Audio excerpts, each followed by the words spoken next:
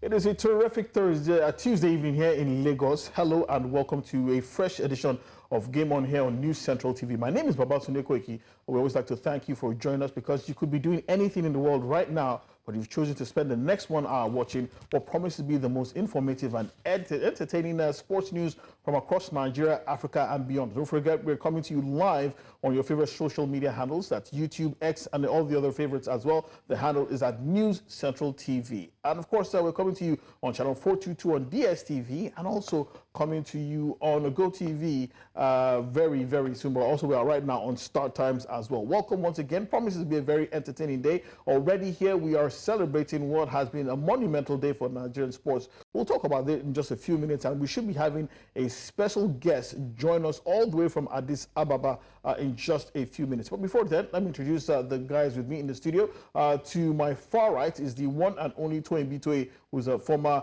Super Eagles media officer, joins us tonight. Toyin, always a pleasure to have you on the show. Thank you. Thank you for this opportunity. I'm happy to be here. Looking forward to having a terrific time this Tuesday. Okay. And of course, one person also joins us tonight who will be watering down the opinions, the hard-hitting opinions of the certain Wale Adigun. Always a pleasure when she's here in the studio. I'm talking about none other than our very own Onyinye Obaro. Thank you so much for coming through. Always looking radiant, by the way. Thank you very much for the compliment. In Burgundy. We're twinning, actually. Yes, we are. Yes, I like that. I like that. So, it's a pleasure and of course, well, do I say? I won't say infamous, but wildly popular Wale Adigun also comes in tonight. Of course, he has quite strong opinions regarding everything that has transpired between Nigeria and Libya and even beyond, right here in Nigeria on the Twitter space. Over the last 72 or to 96 hours as well. Wale Adigun, thank you so much for coming through. Yeah, it's great to be here, although I wish I was here last night. Oh. I'm sure last night was very hot. It was. It was. But let's still keep it sizzling. And I like what's going on between both of you guys, but, you know, I always try to break it down, so that's why... That is my problem with you. You're always interfering with progress. Exactly. But am I the yin to your yang, or I'm the yin to your yang? I don't know. You have nothing to do with me. That's, I can tell you first. You and I have nothing, nothing to do together. Yeah. Okay, well, tonight we're celebrating because it's been a monumental day for Nigerian sports. We can tell you authoritatively that former Lagos State Commissioner of Sports and Youth Development, Waheed Enitan Oshodi, has been unanimously elected as president of the African Table Tennis Federation during the 2024 annual general meeting held in Addis Ababa, Ethiopia. Now, this election makes Oshodi the only Nigerian currently leading a continental sports body. And key stakeholders from various member countries at the AGM endorsed his leadership and vision for the sports future on the continent.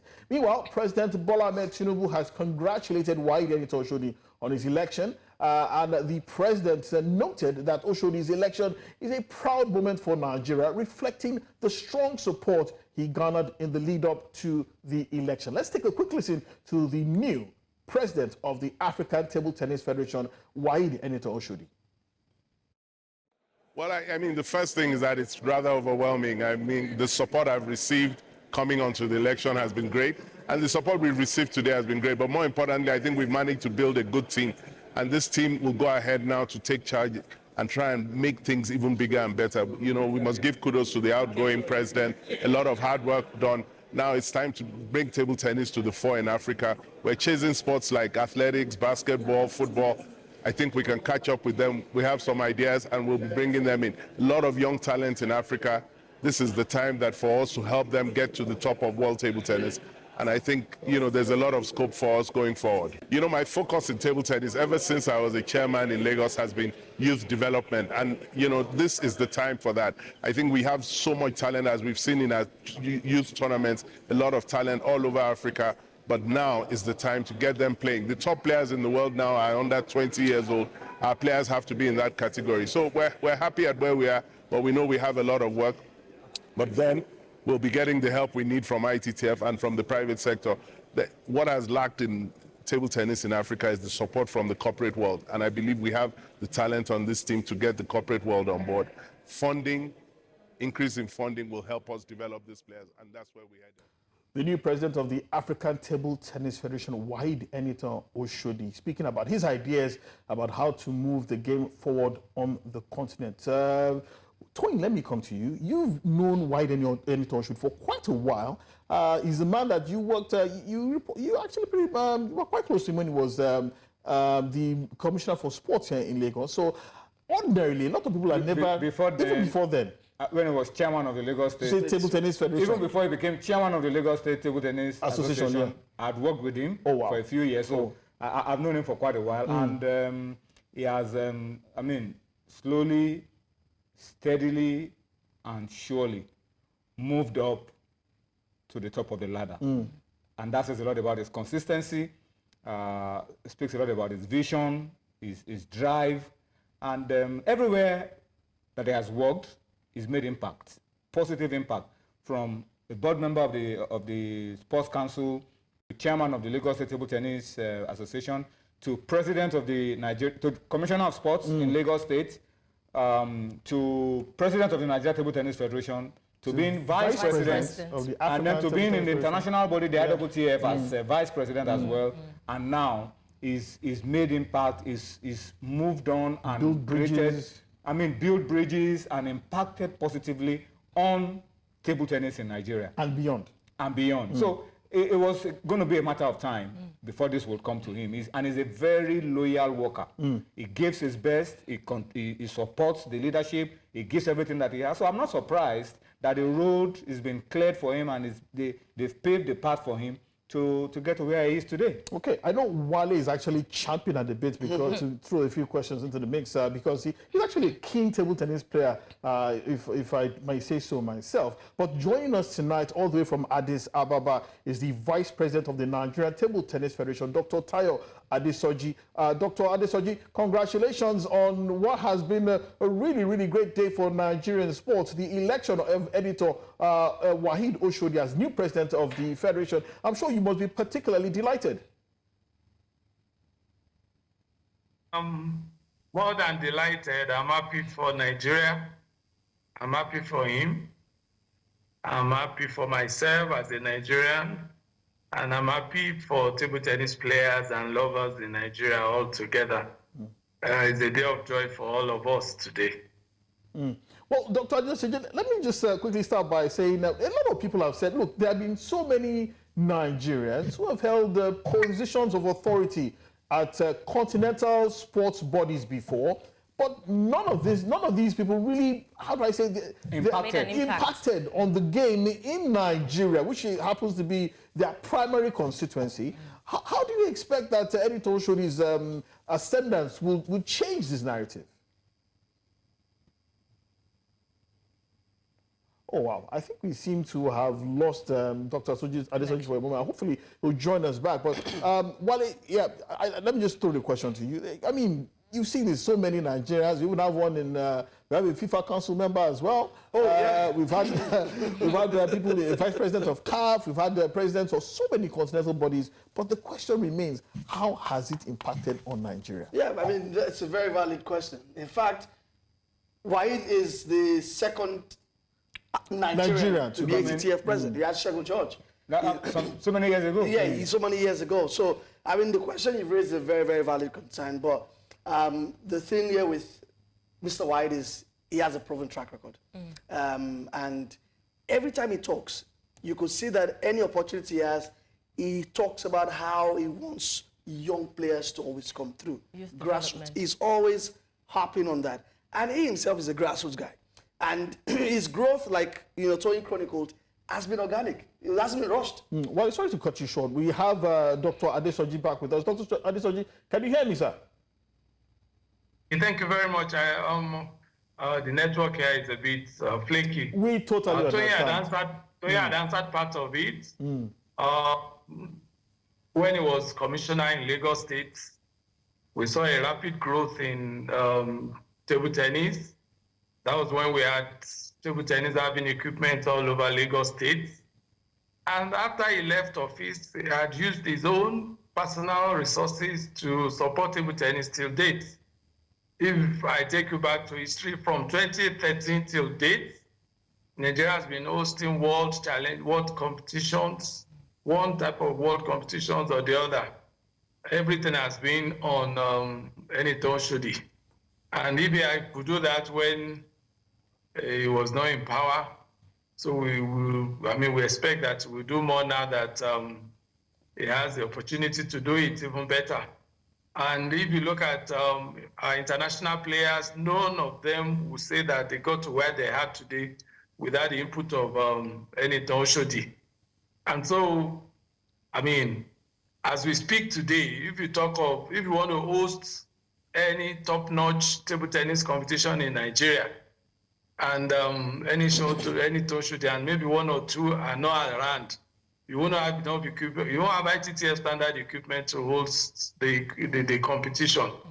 So him in power as the ATTF president, it's it has spoken for itself. We will expect that the tide will change for us in Nigeria. It will be a time when I can say it categorically that we will have more equipment that will be available for players to develop. We'll have opportunities for young athletes and young talents to come up. Now we'll have many more of Haruna Quadri, many more of Toriola coming up. And one other area that is lacking again, it's the area of development of officials. You know, there are so many officials involved that are really working for table tennis. You know, you have competition managers, we have referees, we have umpires, we have coaches. This will be a time for us, an opportunity for us. And one other thing that we should be looking out for is strategic marketing. Now we'll be able to see the game of table tennis meeting the corporate world even better without any touch there, the aims of affairs. You know, one other thing is if you look at the time in table tennis, we had somebody holding position like this before. I think that was around 2007, Engineer Shegun. You know, there was a lull, a big gap. Anytime it's the development of talent that will now happen under his watch. We'll be sure that you'll be seeing many more people coming up to hold positions, so that it will not just be about Egypt alone. It will be about Nigeria and Egypt and other countries in Africa. So we expect a good time for table tennis. Now table tennis is next to football in Nigeria. So we will now see table tennis coming up even stronger and better. We have 4 years to develop table tennis in Africa, and for us in Nigeria, is an opportunity to be able to walk straight to African Table Tennis Federation for support and help. Okay. So it will be a good time for everybody. Okay. Well, one of the things I want to find out is you mentioned the developmental programs, and in the interview that they granted as well, it's talked about the desire to make table tennis compete with football, compete with basketball, compete with athletics. But I remember that a few times we've had field stadiums, indoor sports hall of the stadium in Lagos, always filled to the brim like it was a football game anytime we had table tennis. But how are you intending to spread this gospel to other parts of Africa? Because it looks like it's just, if it is not Egypt, it's Nigeria, you know? How do you intend to spread this to other parts of Africa, East Africa particularly, Southern Africa, and then, of course, West Africa outside of Nigeria?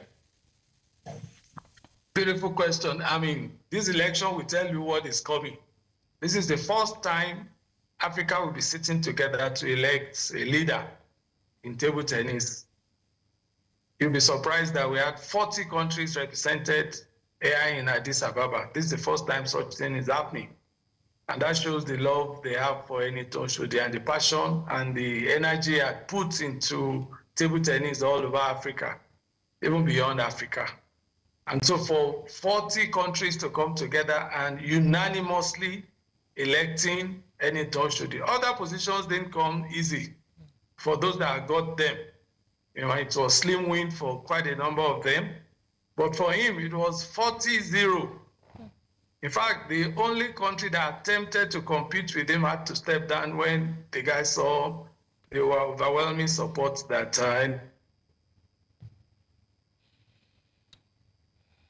Oh, wow. I think we seem to have lost Dr. Adesoji as well. We thank him for his time joining us tonight on the show. It's actually 11 p.m. in Addis Ababa, so we kept the poor gentleman up from his sleep. But Wale, I think it's safe to say that from everything that he has said, it almost seems to say as if table tennis is in good hands across Africa. Oh yeah, and it's also consensus.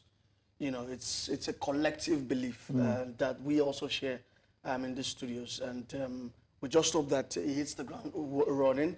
I think we have our team playing at the African table tennis. Yes. We actually won the men's teams. But we won it in the absence of Egypt, by the way. We don't care. I just had to put that out there. But crucially, I also want to see this translate to growth here. I think that table tennis has got the potentials. In the last few months, I don't know if it's by design or by coincidence, we have been talking a lot of table tennis on the show. And we talked about how we still haven't taken that next level. We haven't got into that next phase. And I think that the contingents that went to, I think, Ethiopia for this competition, 6 of them are teenagers. Young players, Matthew Kuti, the very young players went. And this is what I would love to see. It's basically what the Chinese and some of these countries did when they came for the WTT contender in Lagos a few months ago. We need to start bringing them up and, have Arno Quadri provide guidance, provide experience, because Arno Quadri also was part of that contingent as well. But also, I think it's important that women's table tennis is also in the forefront. Sorry, I need to stop you there because I need to come to Ian regarding that. I get the impression that women's table tennis in Africa is still an very, very, very untapped gold mine. Yes. When you look at what cricket did... not in Africa, in Nigeria. So in Nigeria, in Nigeria and Africa, by extension. The numbers are not... The Egyptians are doing well. Yes, Dina Meshra and also, When you look at what cricket did with the IDPs, getting a lot of the young women in IDP camps in Nigeria into the national cricket team, you get the impression that table tennis can do much more because it's such an easy sport to play. And all you just need is very minimal equipment. Oh yes, table tennis can do more. We're expecting more, and it's no age limits. Anybody can play table tennis, no matter how old you are. I'm hoping that we can get a little bit of change there to see more women get to play table tennis. I was expecting that we would have more during the competition here in Lagos, where I saw Esther, Oribami Shea, and also Fatima Bello. I thought I was going to see more ladies, but he had promised. I remember having Eniton Oshodi one time on the show. He said that they are hoping to have a little bit of bilateral relationship with China so they can have that training, do what China are doing when it comes to table tennis, see what secrets they have, and they can share. Have a training camp. They take these young ones that are interested into table tennis, women especially, to go over there, to go do this training and learn what the Chinese ways. Which one do you think would work better? To bring Chinese experts here to Nigeria or to take Chinese youngsters to China to bringing Chinese experts should work better. And even the competitions we have here in Lagos, Lagos was able to host the World Cup. No other federation has been able to host the World Cup before, but Lagos hosted a table tennis World Cup at the time, and this is under Eniton Oshodi. So I think if we can do things like that, we are capable of doing things like that, we should be able to get Chinese experts. We talked about officials. We have good officials that are going for training in Rwanda, in South Africa for table tennis, so we can bring Chinese experts to grow the sport. Women especially. You know what they say, collaboration is the new competition. Of course. Of course. I think that there's still a massive deficit with coaching. Coaching is very crucial. I remember only one person was coaching the male and female team. Dr. you talked about it. Training of officials. Sorry, I want to sound a note of warning, a note of caution. Eniton Oshodi is not the president of the ATTF for Nigeria. Yes. He's the president of the ATTF for Africa. He's going to encourage countries to develop table tennis all over Africa, not just Nigeria. But charity begins at home. Of course. But we as a government should be responsive to whatever ideas, whatever plans they have to help to develop the game. So let's not think we will heap all the responsibility of table tennis on the man that is in charge of the entire continent. We still have to do our bits.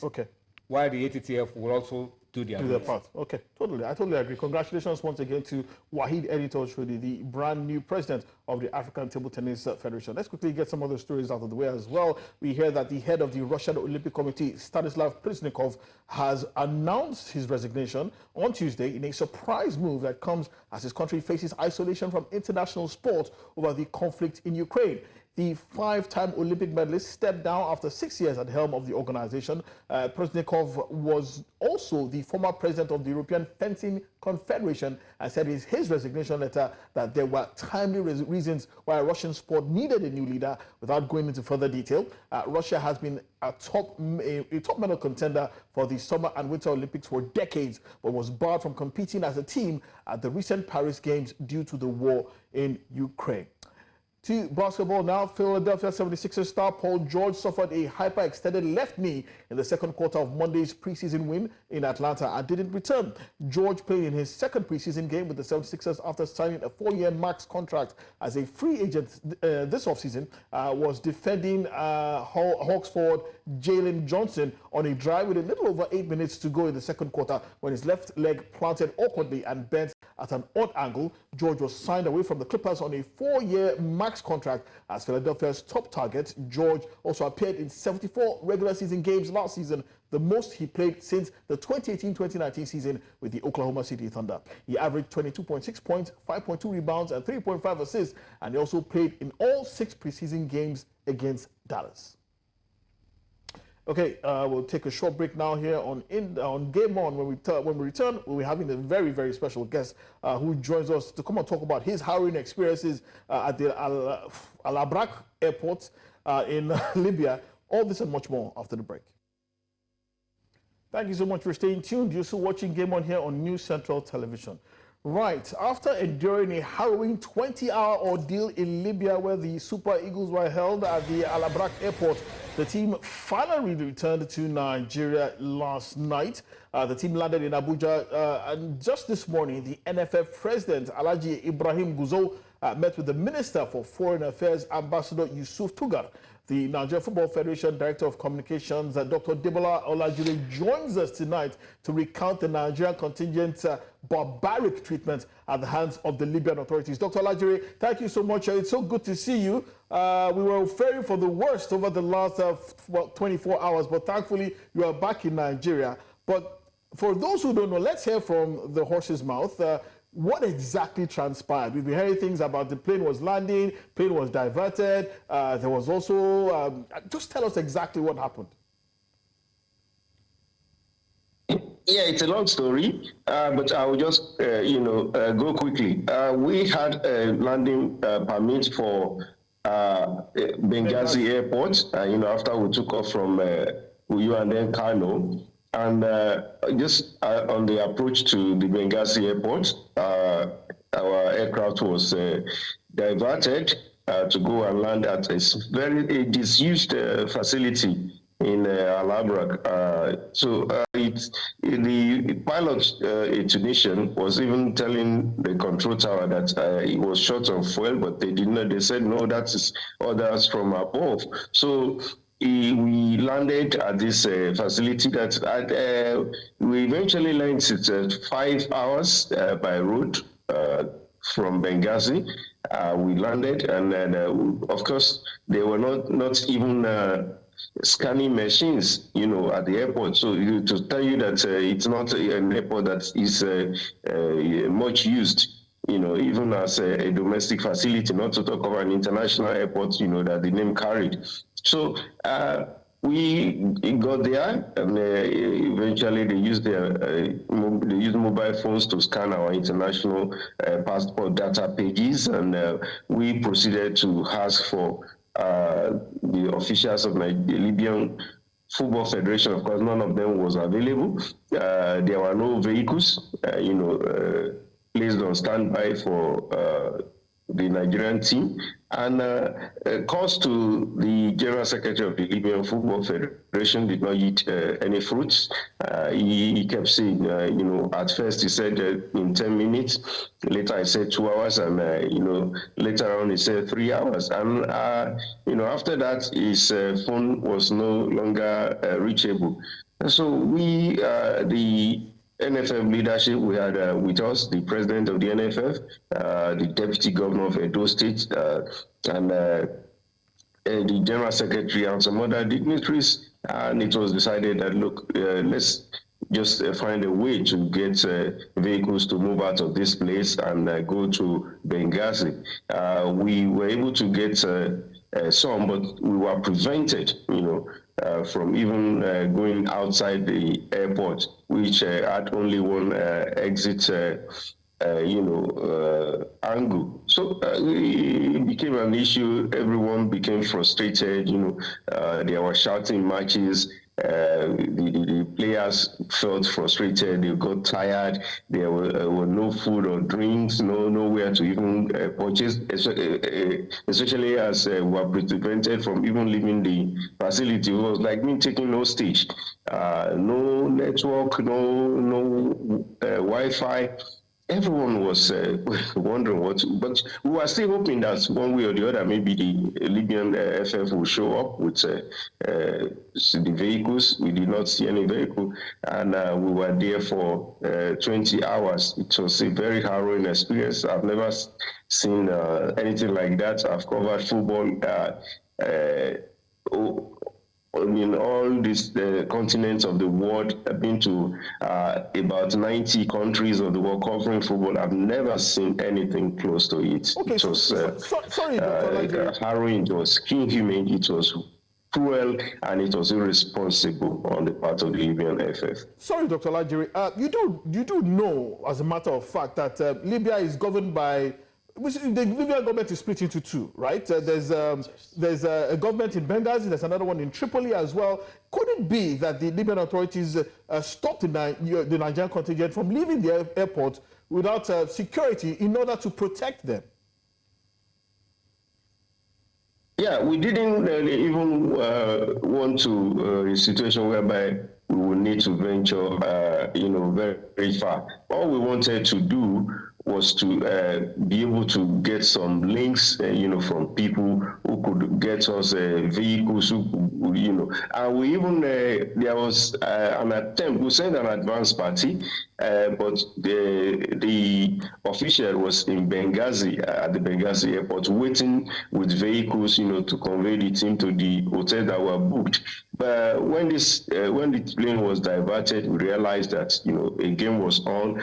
We now, made effort to see if we can book hotels, so not very far from the Labrak, but it was not possible because every hotel, they were saying that, look, they have been instructed not to welcome Nigerians. It happened to the airport, the aircraft crew. They also, were not allowed. They were ready to offer the fellow North African, the Tunisian, the captain of the aircraft accommodation, but not the other people in the aircraft who are Nigerians. So, and the captain refused. He refused the offer. Said, look, if you're not going to accommodate all of us, I will not leave the rest of the crew. So they had to return back to the airport and actually slept in the aircraft.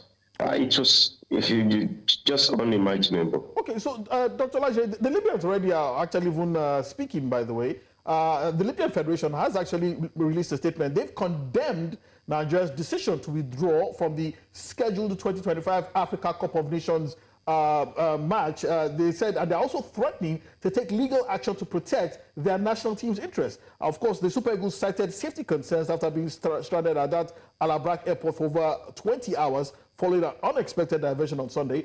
In the statement, the LFF also accused the Nigerian Football Federation of failing to cooperate in organizing the match and causing the confusion that led to that situation. And the statement further followed up on an apology to Libyan football fans, but not to Nigeria, for the confusion and delays in the match arrangements, attributing these issues to the Nigerian Football Federation actions. How do you want to respond to this? Especially that part that said it's all very funny. It's like you're watching a movie. The guys should they should forget about football administration and go into full-time comedy. Because when you issue statements like this, you do not expect to be taken seriously, especially when we're not talking of the 17th century. We're talking about this age that we are in 2024, and there's digital media, there's new media everywhere, and what you do and what happens is, known to the whole world, in a matter of seconds. So whatever they are saying, it's a big joke. They try to, of course, defend their irresponsible conduct. It does not wash, and I can tell you that, there's nothing to their statements. Whether they want to go to court, whichever court they want to go, we'll be ready to meet them there. But the truth and what we stand by is our statement to CAF. We have filed our own complaints to CAF that these guys behaved most irresponsibly. They were inhumane. Their conduct, their acts, and everything they did was not known. It's not known to the game of football, the beautiful game. Well, in case anybody who has been watching, of course, there's another gentleman with us in the studio as well. His name is Olatunde Shokoti. Now, he is a Nigerian who actually lived in Libya for 4 years. He was a sportsman who was in Libya, but I think he was in transit trying to get to Europe, but he eventually found his way back to Nigeria. Olatunde, thank you so much for joining us tonight on Game On.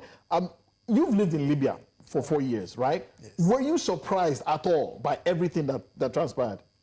Actually, I'm not surprised at what happened, because I know that's Libya attitude, there's a character, that's the way they do their thing. They don't value human being. They only value bread. There's one bread we call Obza. Really? Yes. Wait, hold on. Wait, let me be clear. You said they value bread yes. more than human beings. Yes. Maybe the Nigerian contingent should have gone with the bread. With the bread. Agege bread. Maybe Agege bread. So there's also an argument. There's also people who say that they actually detest sub-Saharan Africans, that they do not respect them, that they don't like them, that they treat them like subhumans. Is this true in your own opinion? Talking about Libya, I won't lie to you. Libya did not respect anything foreigner. They don't respect. Wait, is it foreigner or sub-Saharan Africa?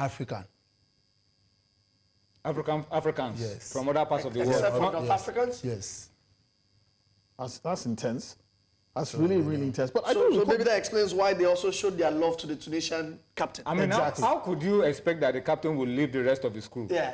That's a good captain. They wouldn't. No. Captains don't do it. Yeah. But sorry, I think you had a question for I was going to respond to the Libyan statement and then come to Dr. Olajire, that there was no need for the Libyan Federation to talk about taking this issue to court because CAF had already stepped in and CAF had already referred the matter to their disciplinary committee. So preempting whatever will happen at the disciplinary committee and threatening to take this issue to court doesn't arise. So you just have to wait for CAF. That's the first part of my response to that message from the Libyan Federation that we're going to take the Nigerian Football Federation to CAF. And then, Dr. Olajire, they actually were making plans. I don't know whether they held the match officials hostage. They were actually making plans to conduct walkover formalities for today before the announcement came from.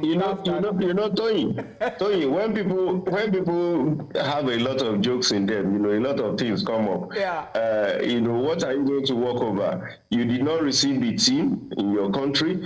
You never saw the team. No you diverted the team to a different airport, far away, 5 hours away from where they made arrangements for their logistics and accommodation.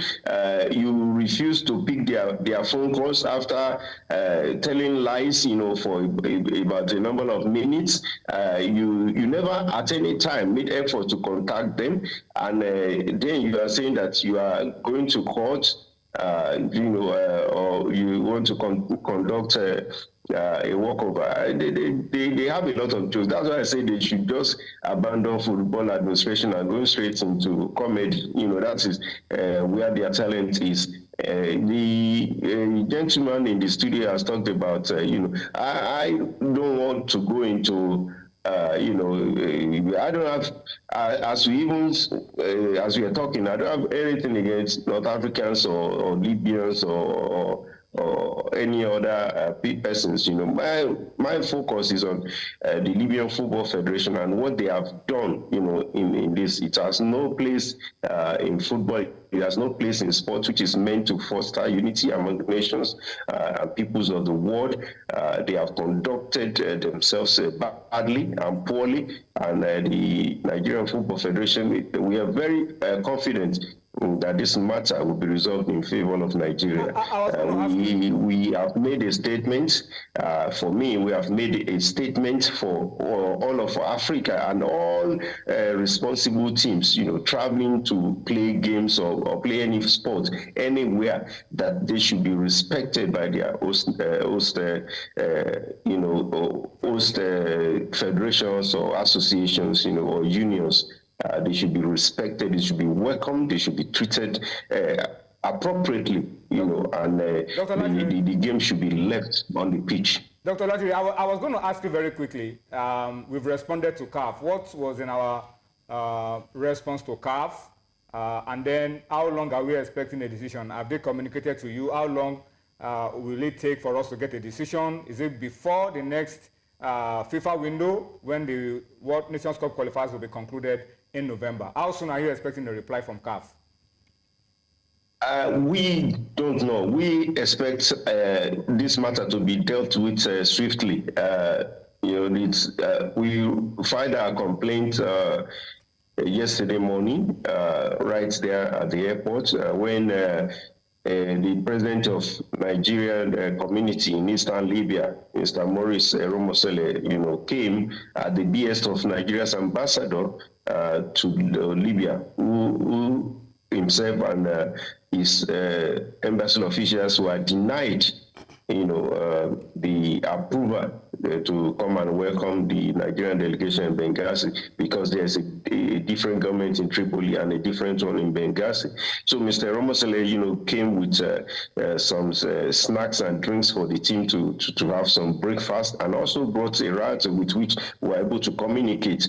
So that's how we were able to send a letter to CAF. Of course, all through the night, we were in touch with officials of CAF and briefing them on what was happening, and they also, were nonplussed as to the conduct of this. So our complaint is with them. They know, what the whole world knows what has happened. We expect a response, a positive decision from CAF, but we don't know when. And since with the way the calendar is very tight, but of course, there will always be a way if there is a decision to replay the match at a neutral venue, which is the minimum expectation of the Nigerian Football Federation. All right. Quickly, Dr. Latiri, I wanted to ask you to respond to the videos that the Libyans have also, put out on social media, because they also said they suffered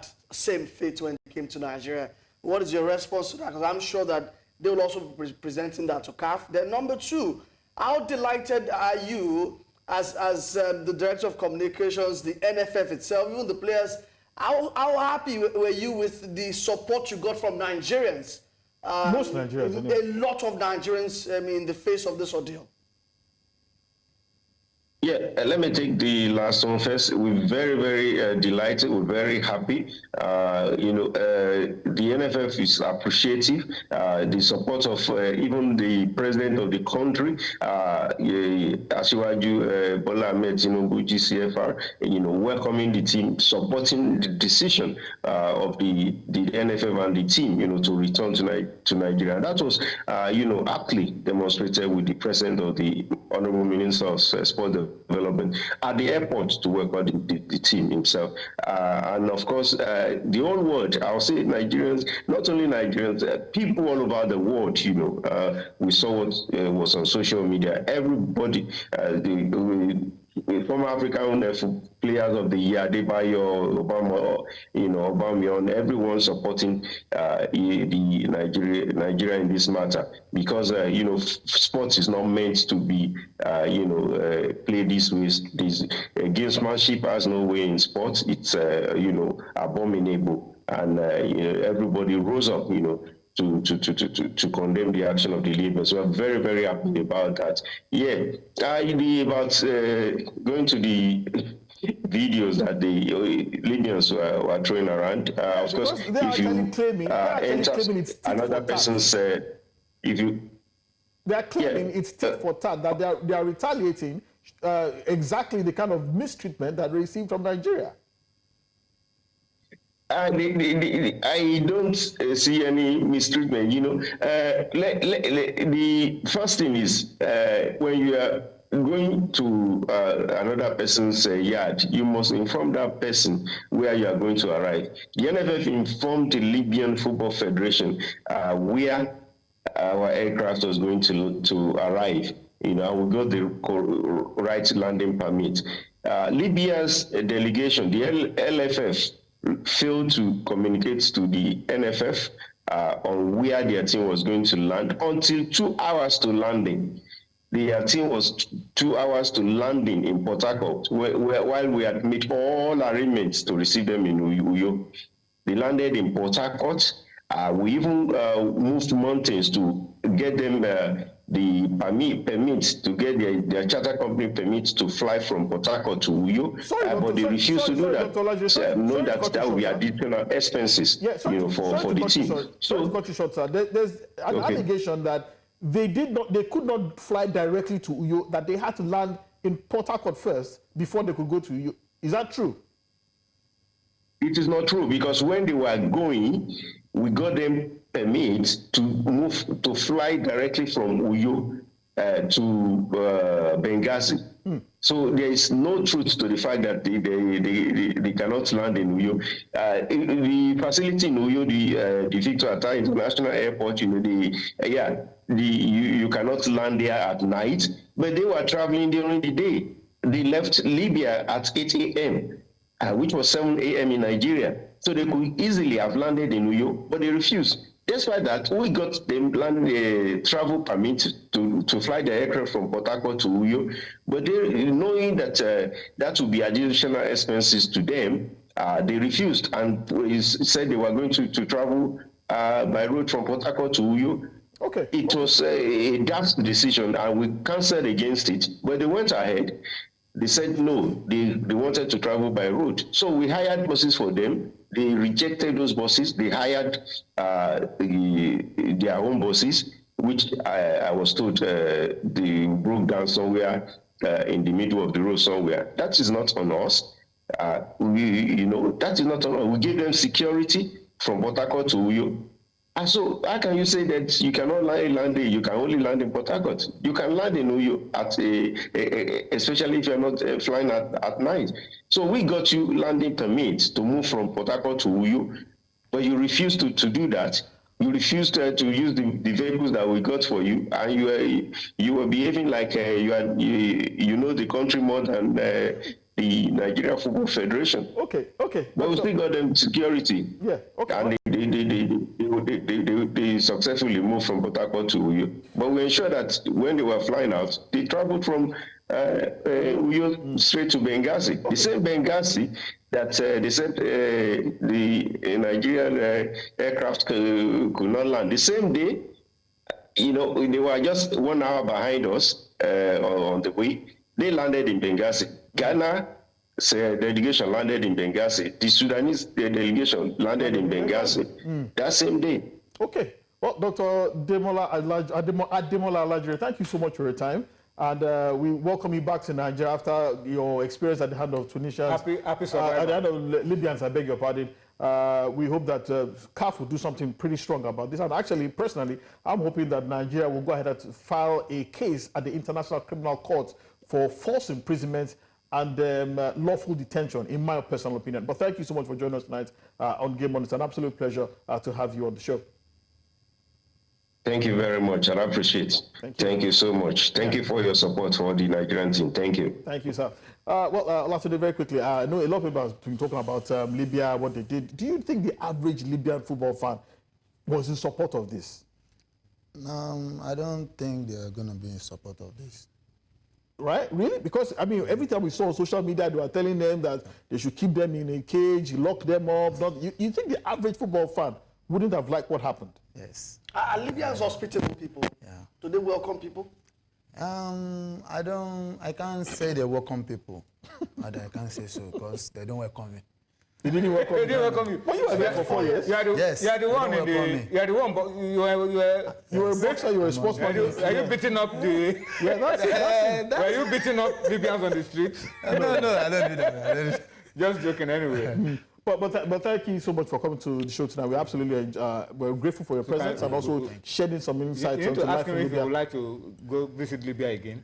I will never try it in my next life. I will. Okay. Oh, well, earlier today, Sudan's Falcon of Jedian defeated Ghana's Black Stars 2-0 in a crucial Group K Group K encounter played at the Martyrs of February Stadium, the same venue that the cancelled encounter between Nigeria and Libya originally was scheduled to take place today. Sudan's victory came through two second-half goals from Ahmed Al-Tas and Mohamed Abdul Rahman in the 62nd and 65th minutes, respectively, securing all 3 points for the North Africans, who are also coached by, guess this, former Black Stars player and coach Kwesi Appiah. The loss puts Ghana in danger of not qualifying for next Africa Cup of Nations, which will be hosted by Morocco, as they have only just 2 points from 4 games, leaving them third in the Group F. Angola currently top that group. They play Niger Republic. I think that match is currently going on. They won that game. They won that game. Angola 12 points. They are through to the AFCON. Okay. Elsewhere, the Democratic Republic of Congo and Senegal also clinched their tickets as well after wins earlier today. The DR Congo defeated Tanzania 2-0 away in Dar es Salaam, while Senegal left it late to secure a 1-0 win over Malawi, courtesy of a stoppage time free kick from Sadio Mane. Thank you very much, guys, for coming through. Toyin Bito, pleasure to have you on the show. Thank you. Shokoti, always thank you so much for coming through as well. And of course, I'm sure the Libyans miss you, but it seems you don't miss them. Wale Adigun, thank you so much for coming through. You know the shocking thing about Kwesi Appiah? What? He's also a member of the GFA. Until they forced him to step down. This is just this week. Anyway, Interesting. Big news coming out of England tonight, where that former Chelsea boss Thomas Tuchel has agreed to become the new coach of the English national football team. That promises to be very, very interesting. Anyway, before we go, Daniel Badislav, a Romanian goalkeeper weighing 130 kilos, has become the unlikely figure of the center of Klogokaria FC's dramatic decline from the 2nd division to the 4th division in Romania. Despite his performance, the club was unable to part ways with him because his mother is one of the club's co-owners and financial backers. Badislav's tenure has been tumultuous, causing major upheaval within the club. 4 coaches resigned in frustration. 1 tragically passed away from a heart attack, and a player retired permanently, all citing his influence on the team's struggles. Initially playing as a striker, Badislav switched to goalkeeper position due to his inability to keep up with the pace of play. With his poor goalkeeping skills, the team had been forced into a defensive style, often deploying 7 defenders and 3 midfielders with no strikers. Incredibly, despite his shortcomings, Badislav remains the highest paid player at the club. His unique situation has led to a lasting mark on Sigurata's FC's history, making him a controversial and polarizing figure in Romanian football. That's our show tonight. Many thanks for coming through. We'll be here tomorrow. Bye-bye.